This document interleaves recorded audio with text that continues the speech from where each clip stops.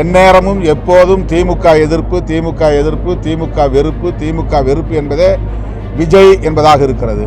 Vijay is equal to திமுக வெறுப்பு என்கிற நிலைதான் இருக்கிறது.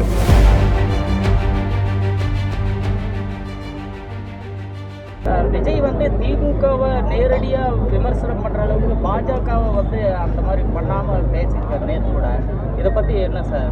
அதிமுக விமர்சனம் பண்ணுறதில்ல. அவருக்கு கொடுக்கப்பட்ட செயல் திட்டத்தை அவர் நடைமுறைப்படுத்துகிறார். அவர் தான் கட்சியை வளர்க்க வேண்டும், தான் முதல்வராக வேண்டும் என்பதை விட திமுகவுக்கு எதிரான அவதூறுகளை பரப்ப வேண்டும், பகையை மூட்ட வேண்டும், மக்களிடத்திலே வெறுப்பை வளர்க்க வேண்டும் என்பது மட்டும்தான் அவருக்கு வழங்கப்பட்டிருக்கிற செயல் திட்டமாக தெரிகிறது. அவர் தொடங்கிய நாளிலிருந்து இந்த நாள் வரையில் அந்த ஒன்றை மட்டுமே செயல் திட்டமாக கொண்டிருக்கிறார்.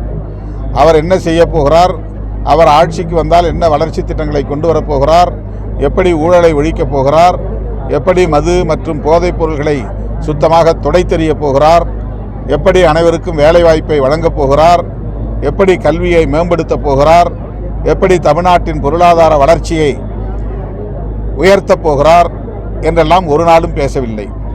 எந்நேரமும் எப்போதும் திமுக எதிர்ப்பு, திமுக எதிர்ப்பு, திமுக வெறுப்பு, திமுக வெறுப்பு என்பதே விஜய் என்பதாக இருக்கிறது. விஜய் இஸ் ஈக்குவல் டு திமுக வெறுப்பு என்கிற நிலைதான் இருக்கிறது. தமிழ்நாட்டு மக்கள் எல்லாவற்றையும் கவனித்துக் கொண்டிருக்கிறார்கள்.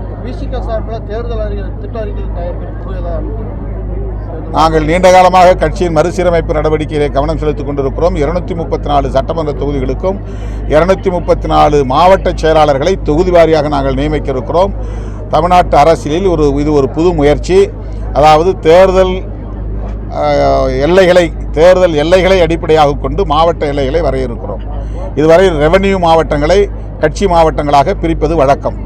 ஆனால் விடுதலை சிறுத்தைகள் தேர்தல் ஆணையம் எப்படி தொகுதிகளை வரையறை செய்திருக்கிறதோ, எல்லைகளை வரையறை செய்திருக்கிறதோ, அந்த சட்டமன்ற தொகுதி எல்லைகளை அடிப்படையாக கொண்டு ஒரு சட்டமன்ற தொகுதிக்கு ஒரு மாவட்ட செயலாளர், அவர்கள் தொகுதி மாவட்ட செயலாளர்கள் என்று அழைக்கப்படும் வகையில் 234 தொகுதி மாவட்ட செயலாளர்களை 2 நாட்களில் நான் அறிவிக்க இருக்கிறேன். அதன் பின்னர் தான் தேர்தல் தொடர்பான வேலை திட்டங்களில் கவனம் செலுத்துவோம். செய்திகளை உடனுக்குடன் தெரிந்து கொள்ள கீழ்கண்ட கேபிள் மற்றும் டிடிஎச் நெட்வொர்க்குகளில் எம்நாடு செய்தி தொலைக்காட்சியை காணுங்கள். பாதகம் செய்பவரை கண்டால் நாம் பயம் கொள்ளலாகாது பாப்பா. மோதி மிதித்து விடு பாப்பா, அவர் முகத்தில் உமிழ்ந்து விடு பாப்பா. அண்மை செய்திகளை உடனுக்குடன் தெரிந்து கொள்ள இணைந்திருங்கள் எம்நாடு தொலைக்காட்சியுடன்.